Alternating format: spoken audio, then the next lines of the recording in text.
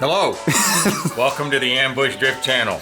We are going to change out a bunch of stuff on the two cars, and it's going to take about 6 to 8 months. Alan thinks we'll be able to have it done by December 9th for a drift event, but I don't think so. You heard him. We are taking You apart. ain't putting that on there. Yeah. No, that was really stupid. You made me look really stupid. But we are here in the garage, dismantling my dad's car, turbo and everything, to swap on to the FRS. It's your idea, wasn't mine. Yeah, exactly. Exactly. I think it makes sense. Yeah, I but just want to get everything back to stock on that one, though. And you can still drift it once it's stock. Yeah. The daily hit, it'll last me a while. Yeah, that's true. And then this thing can be the drift beast that you won't be able to handle. Well, I don't know. We're going to have to do something with the transmission first, though, right? Yeah, well, that's why we're gonna pull your transmission and take your clutch, put the OEM one back on, as well as put back everything that I have here, basically all of the stock parts, onto your car. Yeah, so maybe you won't be stubbing your toe in the middle of the night on them. Yeah, I keep all these parts up in my room. My room's a mess, full of car parts. So we're cleaning up my room and actually getting stuff done on the cars. Yeah, but the problem is we're still going to have a set of spare parts that are going to go somewhere. Your Are room. they going to go? Oh, yeah, right.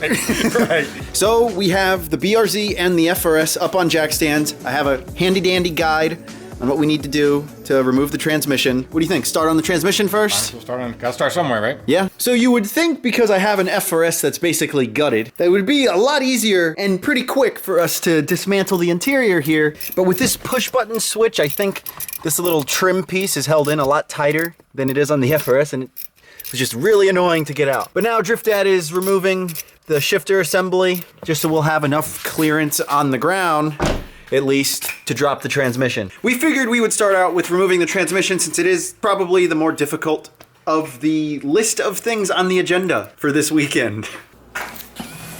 What are those? Drift Dad's underneath the car, loosening up the drive shaft to remove that. We also removed the cat back, because that whole thing's gonna be going onto my car. And it's going to sound good. Good? It's just not gonna be as loud. For those of you that are wondering, it's an NVIDIA N1, probably the most popular exhaust option that you can get on the 8.6 platform. But since we're putting on the stock manifold again, it's gonna sound wimpy and quiet, just the way Drift Dad likes it. You betcha.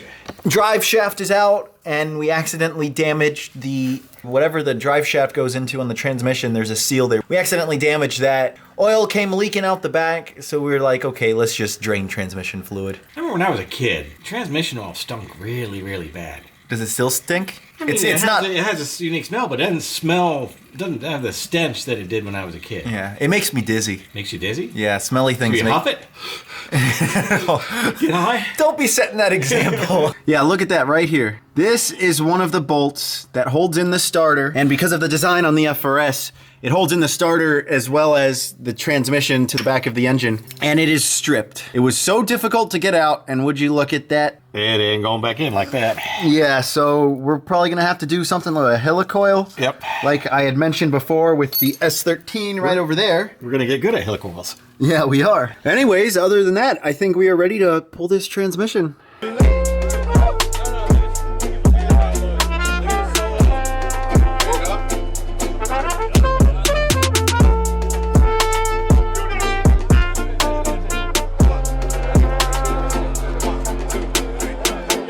All right, Mr. Muscle Man, you think you can pick up this transmission without hurting your old back? Uh-oh, don't break it. Look at you. A little too heavy for you, huh? I think online they say that they're, like, no lie, 86 pounds. I don't think that's 86 pounds. No? Think it's lighter? Maybe. I don't know. Yeah, I don't know. All right, so here we are. We got the transmission out, and now Alan is in the process of pulling the what kind of clutch is it? ACT 6-puck clutch. And that clutch sucks. But it's good for good power, so we need to put this in the FRS. Yeah. All right, we were able to get the clutch off, and look at that.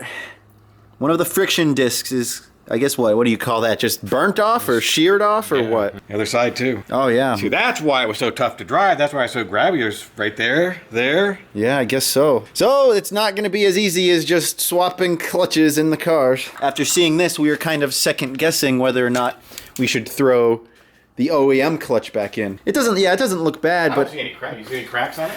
no. But I just don't know how much more life does this have of, you clutch kicking it. Oh my word. Yeah. That's scary. You'll never be able to put it back together again. Humpty Dumpty. No. Yeah, I don't know. Why don't you come out and help? No. All right, lightweight flywheel has been removed. These 8mm Allen bolt head screws or bolts came out, and now we're torquing them back to spec. Look at Drift Dad up there. Hi! He has a 21mm socket on the crank pulley to keep the engine from spinning, so we can tighten this down. All right, it is the next morning. Drift Dad and I have been slaving away, working on the FRS with removing the transmission. And sure enough, there she is in all of her glory.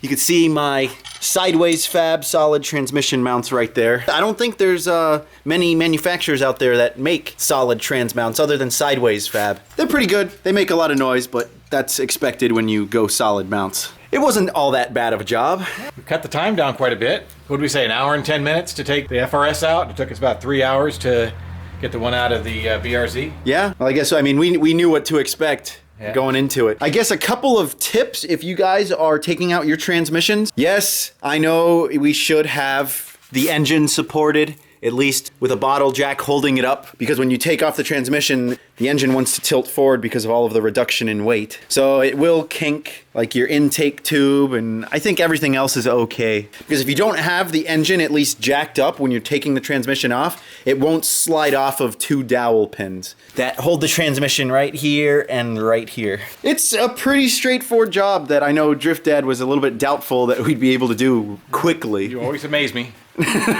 Here is the FRS's clutch. I was expecting it to be a lot more worn than this. But one thing that I am worried about is that looks pretty similar to the OEM clutch that we put just back into my dad's BRZ. Which we're gonna have to pull back out anyways because we need a clutch alignment tool. And because that 6-putt clutch, the friction disc was bad, I went ahead and ordered a new one. It's like $170. So that should be coming in later this week. But there you have it. Both transmissions are out. Oh, and we're going to go ahead and replace the clutch release bearing.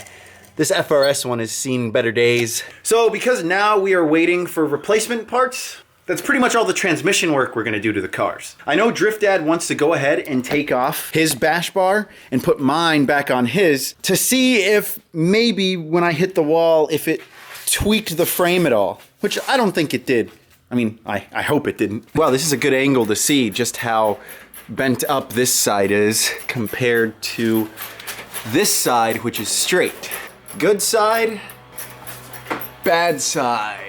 All right, we have removed the Drift Armor bash bar from my dad's car. Before we put it on the FRS, I'd like to repaint it. It's looking a pretty dullish blue color. Not to mention there's some surface rust on the back side. So I might as well clean it up while it's out. It's kind of weird seeing a white bumper bar on a black car, because from the factory, the bumper bar would be black. And I guess if anyone looks at the VIN and sees that it's not matching your car, it's gonna be weird. Oh, it has the VIN number on there? Yeah. Drift Dad had a little mishap with you. Got it off? Yeah, you did. Props to getting the oil pan off, but you took one for the team there, didn't you? Doesn't taste very good. We still gotta remove the oil pan, actually drain oil in this one. But because we have the live stream to do, the one that you guys saw from yesterday, we gotta get ready. I mean, I'd say it was a pretty productive 2 days for working on the cars. We've sustained minimal injuries, minimal oil to the mouth. I mean, other than that, I did kind of nick my finger on a razor cleaning up the oil pan, but it's fine. I'm a big boy. Oh, you do, baby. So, I want to say thank you guys for watching. Part 2, I guess, where we got to finish up working on the cars, installing the turbo, putting Drift Dad's BRZ back to stock, will be coming soon, so keep an eye out for that. I hope you guys have an awesome day. Make sure to watch the Q&A that was posted yesterday. And we'll see you guys next time. Peace.